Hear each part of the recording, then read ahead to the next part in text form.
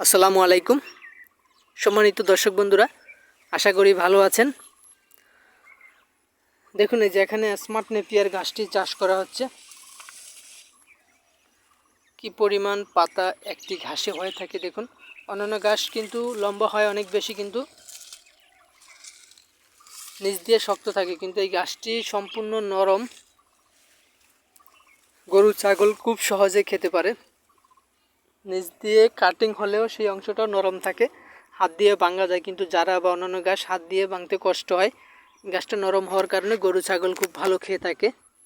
Indonesian smart Napier ঘাস দেখুন, কি পরিমাণ পাতা হয়ে থাকে এক একটি ছোপে।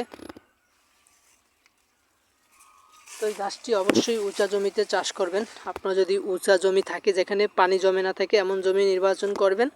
তারপর 2টি চাষ দিবেন।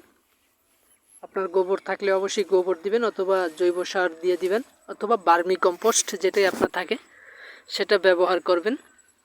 তারপর কাটিংগুলো সম্পূর্ণ শোয়ায়ে মাটির 1 থেকে 2 ইঞ্চি নিচে ডেকে দিবেন, তাহলেই হবে। আমরা সারা বাংলাদেশে এই এরকম পরিপক্ক ঘাসের কাটিং ডেলিভারি দিয়ে থাকি। আপনাদের যদি প্রয়োজন হয় অবশ্যই স্ক্রিনে দেওয়া নাম্বারে যোগাযোগ করবেন। আমরা সারা বাংলাদেশের যে কোনো জায়গায় হোম ডেলিভারি পর্যন্ত দিয়ে থাকি, তবে হোম ডেলিভারি কুরিয়ার খরচটা বেশি হয়।